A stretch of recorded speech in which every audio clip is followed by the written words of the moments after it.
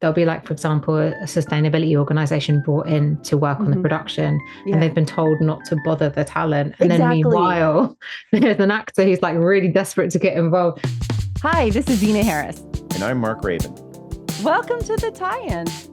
Hello, everyone, and welcome back to the tie-in. Today, we're here with Danusia Samal, the co-founder of The Green Writer, and she's an actor, writer, and climate activist. So we'd love to welcome you to this podcast. Hi. Hi. Hey, I'm so, Danusia. so excited to have you. You know, we've been trying to get you guys on for a long time, and it's finally happened, and we're excited to Yay. hear about what's going on. So why don't you just like help us understand the origin story of the Green Rider? Um, Yeah, I mean, we can't take full credit for the idea of the Green Rider. I think there's a lot of different movements working on a similar thing.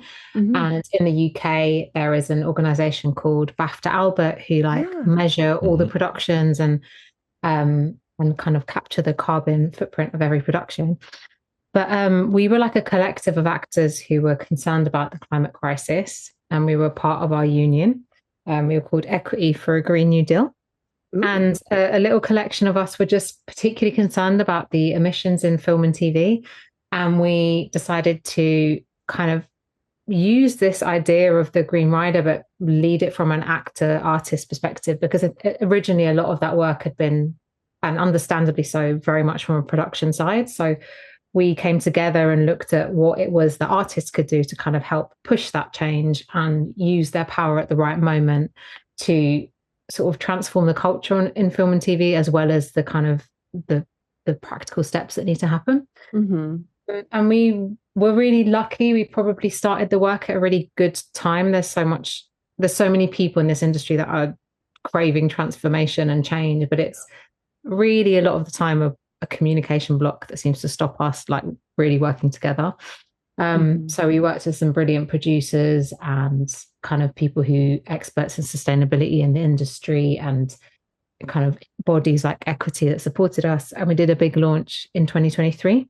Mhm. And then 5 different productions sort of trialed these measures that we put together, like what is it artists can do and what is it that production can do to work together on this. And it was really successful. And since then, we've just been kind of building on that work. And we now have about just over 40 productions that are using the Green Rider. Mhm. Yeah. And it's Mhm. artists of various levels. Sometimes it's like work jobbing actors who are like pulled together and decide to kind of approach production together. Sometimes it's a big star requesting certain things, and all of that work is kind of happening at the same time. And we're now moving towards also working with writers and directors, which feels really exciting because it feels Great. like there's potential there for, with the writers to transform the sort of stories that we're seeing on screen, and with directors, the kind of leadership role they can take on set Mhm. to change the way that we work. Feels like a really exciting, yeah, next step for us to be taking. Mhm. Hmm. It's so interesting. We're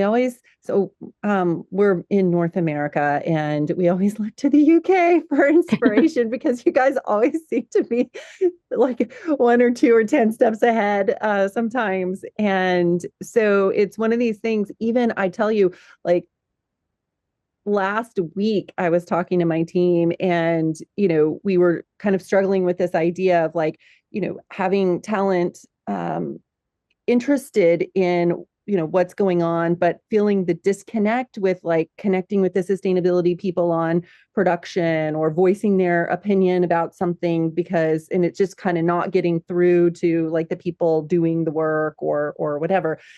In those early days, how did you navigate that?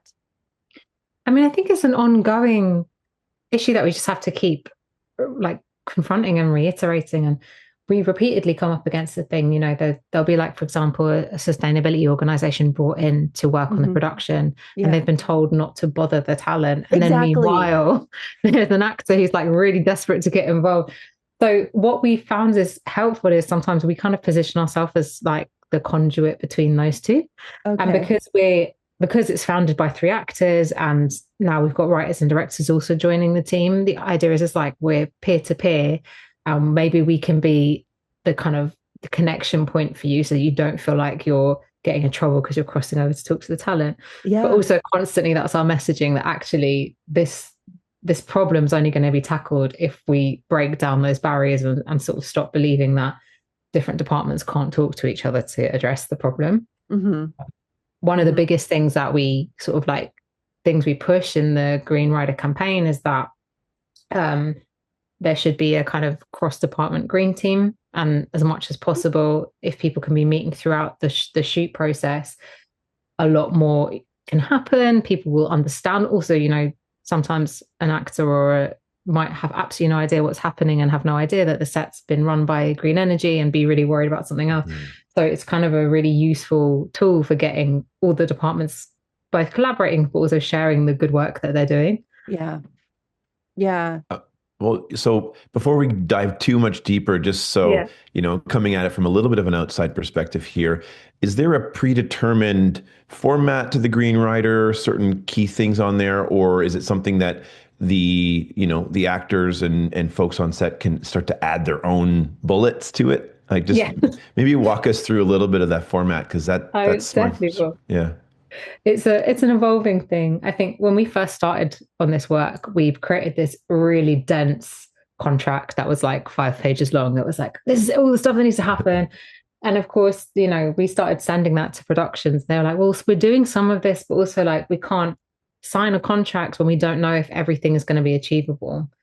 So from that kind of feedback, we moved towards a version which is we've called the handshake, which is where the artist says, I will do these things, and in return, like what will production do, and how can we kind of work together on this? And the big kind of thing that an actor can offer there is like, I will use my voice. I will, if I have a following, I will promote the work we're doing and the kind of leadership role I might have on set. Will production kind of put these things in place? So the idea is that the document should be like simple and easy and start conversation. And we're still working on making it as kind of the perfect balance between really robust and clear and like makes people act rather than feeling like a kind of tick box exercise. It's got like clear, simple measures in, but also making it as accessible as possible so that your ordinary actor who's not amazing at paperwork, let's be honest, Yeah. and I can say that as an actor, can read this thing and say, okay, I think I get like what is being asked of me. So some simple examples are like transport can be a big problem on TV and film shoots. So what you as an artist, maybe instead of you can discuss with your agent, and if there's stuff in your contract you didn't know, like you're insisting on an exclusive ride or a really huge trailer and none of those things are important to you, you can make sure that that's communicated to production so that you're not kind of unwittingly causing all these additional emissions that actually you don't particularly want to be happening.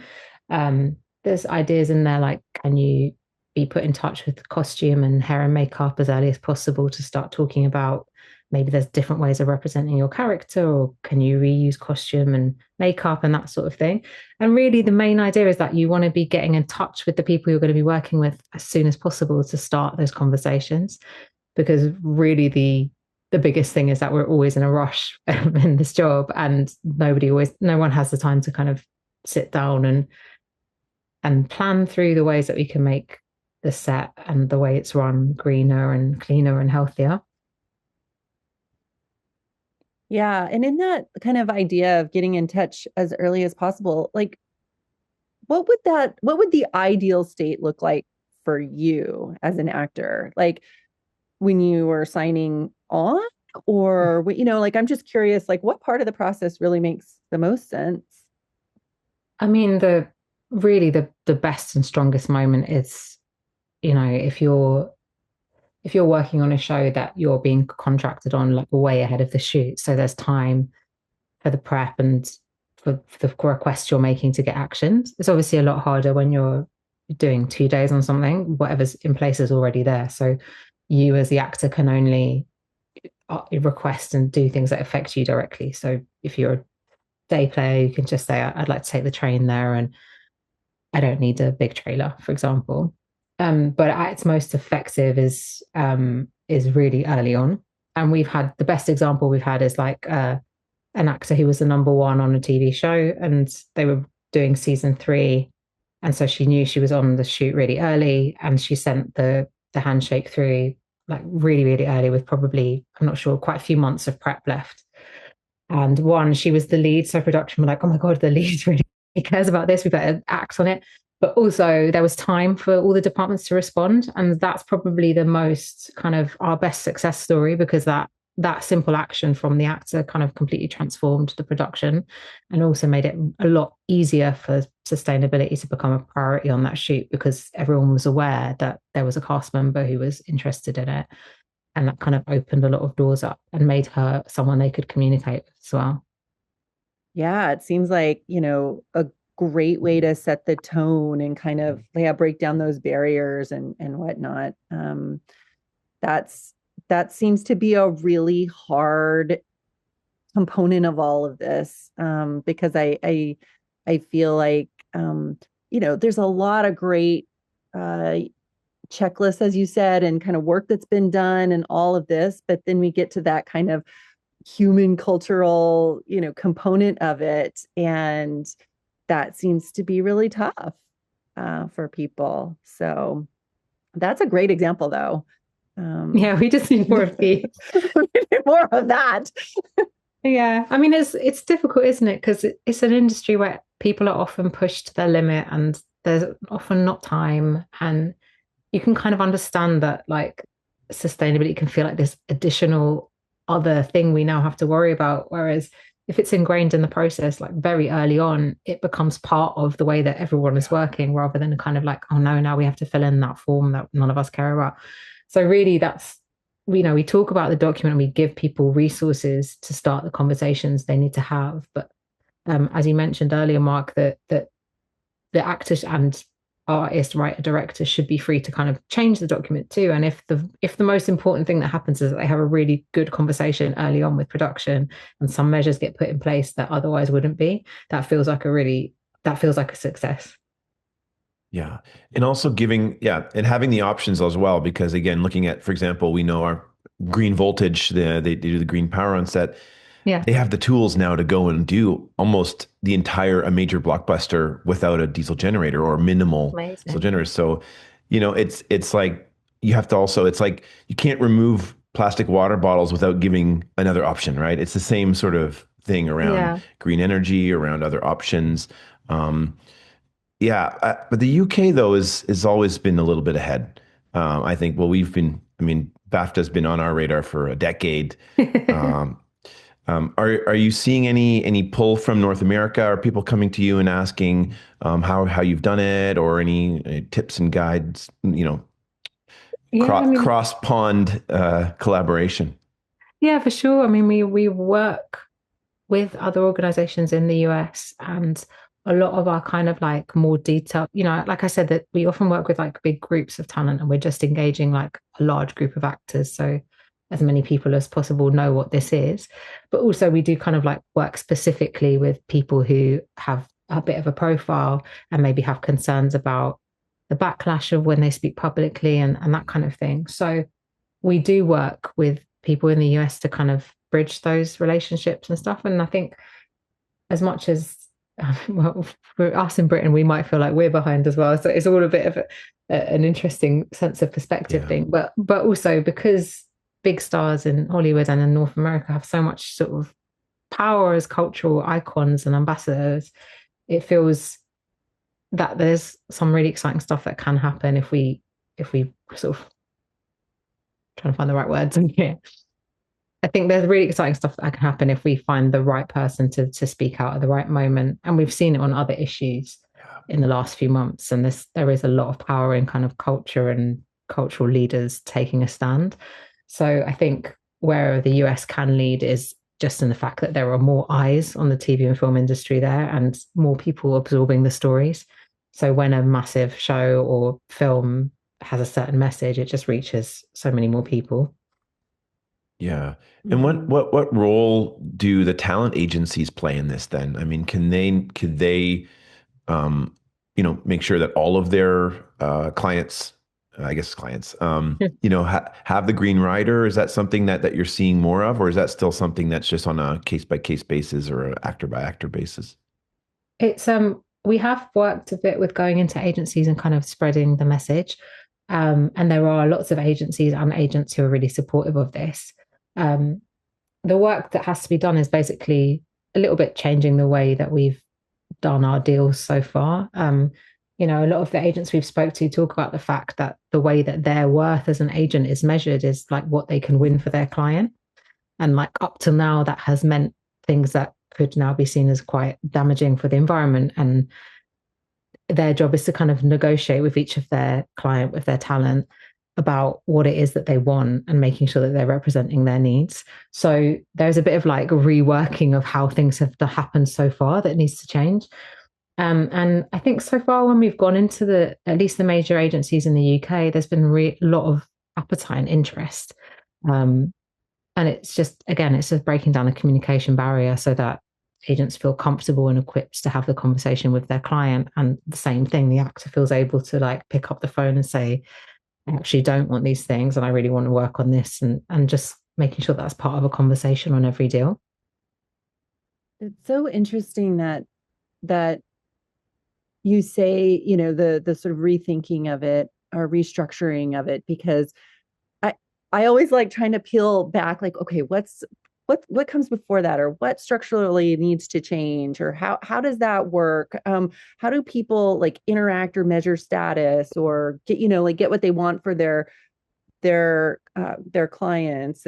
Like, this is so fascinating because um probably a lot of the sort of emotion and kind of um I guess status in being an agent is doing it, like what you said, like getting what they think their client wants or what historically they wanted. And now Yeah. we're just shifting. People are interested in different things. People are seeing, just more aware, all of that. So I'm really fascinated by that dynamic, because part of me is like, well, let's, if we talk to the next layer out, like we talk to those folks, and then I'm sure there's, another layer beyond them, like, so um, I'm curious you know, how that deepens over time, how you're going to see that shift over time. And yeah, I mean, also in North America, how that, infiltrates into the folks that we, you know, are kind of gatekeepers or, whatnot here as well. Mm. I mean, So, we sometimes look at the model of the intimacy coordinator movement, yeah. because that sort of felt like it didn't exist at all, and then suddenly in a few years it became just part of the working practice of a TV and film set.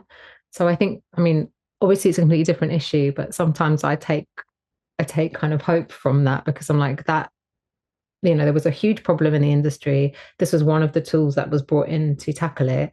And now it's become commonplace, and it's not strange, and it's not like considered, difficult if an artist asks for that and that sort of thing. So we often look towards that and go, that transformation happened because there was need and interest and passion behind making it happen. And therefore we can probably hope that the same kind of transformation can happen around sustainability in the industry. And we can truly, in the next few years, see those kind of cleaner and greener sets, and we can be telling better stories and also not creating damage while we do them. Um, and I think so many of the measures, like the cleaner tech and the like non-diesel generators, are all things that make people's lives healthier and happier. And working on a set that doesn't stink of diesel is going to be a good thing. I remain like hopeful that the transformation can happen. Yeah, one of the things, you mentioned intimacy coordinator and looking to examples in other spaces. One of the things I recently learned is that there are folks, and this is a movement I think started in the UK, again, looking to that example, um, focused on well-being on set. Oh, yeah. And that, seems like a great, opportunity for the green writer, and kind of, even incorporating it in. It just was an interesting, like, oh, people are thinking about this specifically and making sure, like, it's all working okay. So that to me was inspirational as well. Mm. So yeah. Well, curious, like, what's next? What are you guys, working on, to take it a step further? Yeah, I mean, I think I mentioned it briefly, but we're hoping to move towards, I mean, we are moving towards working with writers and directors. So we've kind of emulated the same model of creating the handshake, and we've consulted across the writers and directors communities and spoken to lots of different people and tried to create a sort of similar document that helps writers, use their power at exactly the right moment, and the same for a director.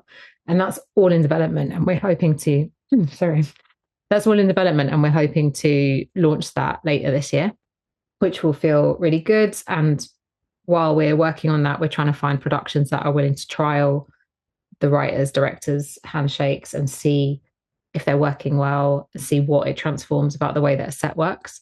So we've had a couple of productions commit to doing it, and we're kind of looking to see what they've learned and what we can learn from that as well. And then throughout, I mean, we're just constantly looking at our messaging and updating it and trying to make sure that we never feel behind what's needed. And just building on the work of making sure that actors know about this, that they feel like they're part of a community and they're not being kind of left out in the cold if they care about this issue. I think one of the things that motivated us all when we started was that we sometimes felt like when we went to work, we had to leave our kind of values behind because that's not the way it sets work, and that's not the way sets run.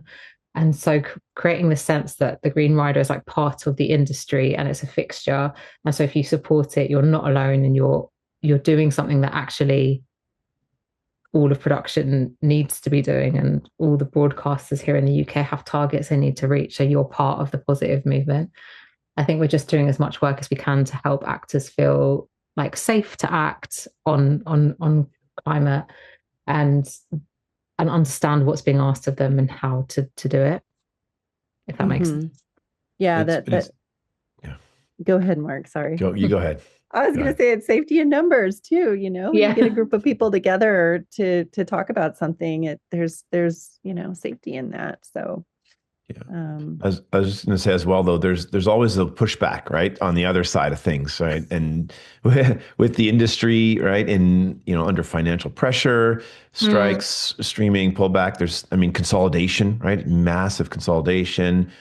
Does this business case for sustainability get tougher with all these big changes when everyone's just trying to survive, or I love the idea of it in being embedded into just the fabric of the culture of making film, and we see that. Zena and I see that, but there's no question that there is opposite, opposing forces here. Have you come across them, and how are you dealing with those? Yeah, of course, it's depending on people's standpoint, it does come up.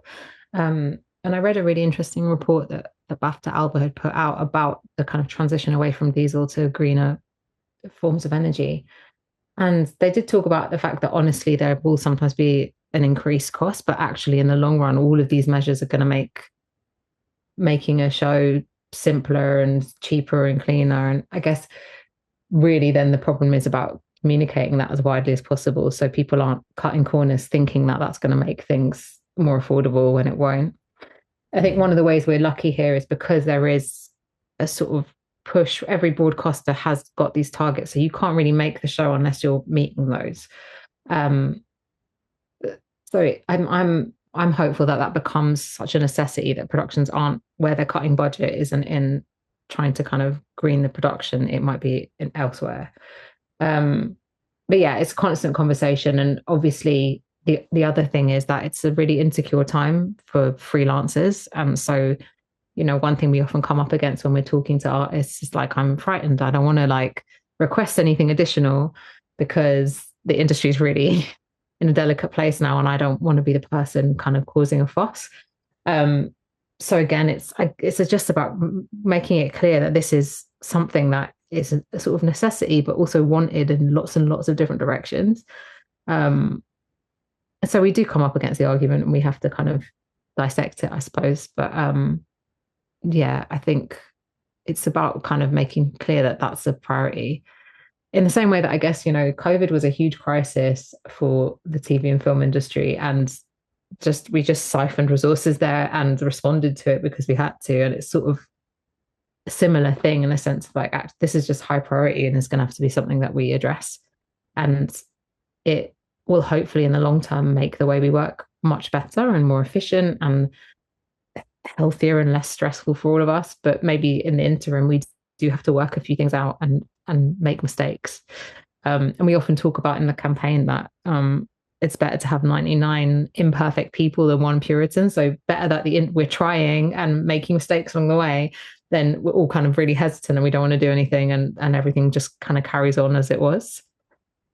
It's kind of like we're kind of in the messy middle right now where we're trying new things and we're iterating and we're, some things are going to work and some things are not. And some people may think a certain way and some people may not. And, all of that. And we're just trying to sort it all out. And but system change takes time and means that you have to be malleable and, respond to things and evolve. Yeah. But I do think it's really important what you're doing with, speaking out and communicating on this, especially from, the talent's perspective, because it comes up a lot. Like, how do we get talent involved? Because that's like a big missing, kind of going back to what we said at the beginning. It's a kind of a missing piece of the conversation a lot of times, and people feel like they can't speak to talent or been told not to speak to, you know what I mean? And then you hear like, oh, someone's interested in this. And we never got a chance to connect. So talking about it more and more, I think is just really, really important. And, really appreciate how you're doing that, how you're approaching it and talking to kind of the various layers of, of the industry. So. I'd like to add one more thought here because Zena and I started working with film schools many, many, many years ago. But I actually had a chat with a friend of ours and a friend of the show's, Robert Diaz-Leroy, recently. And now he goes to film schools and teaches them how to use green energy and how to do things differently. And it's changing the way that they're approaching it. And I was like, oh, cool. Like we were doing that 10 years ago and it wasn't quite ready. But I think, have you started working with film programs and film schools? Because this is where, if you embed it right at the beginning, it becomes really, truly ingrained. And I just love that reminder from that conversation with Robert. Yeah, I think it's come up as advice for us quite consistently. And I think we would love to do that. But you asked about our plans for the next year earlier. One of them is to get more funding and more people because there is currently only but 6 of us. So kind of getting to do all that work that feels like it's necessary can sometimes feel like a stretch. And also obviously the 3 core founders are also actors and writers and have other things going on. So between us, it can be a struggle to like keep across it all. But we have been talking about that, and it does come up a lot because, as you mentioned, like the next generation of the people who are going to be making TV and film and getting in there early and sharing the knowledge we've gained so far, and also kind of learning from the innovative new ways that people are learning to make TV and film in the schools does feel like something we should be doing. So I think we definitely have ambitions to. We just haven't got there yet. Totally. There's a lot to do, and it takes time and it takes resources. And so 100%. Yeah.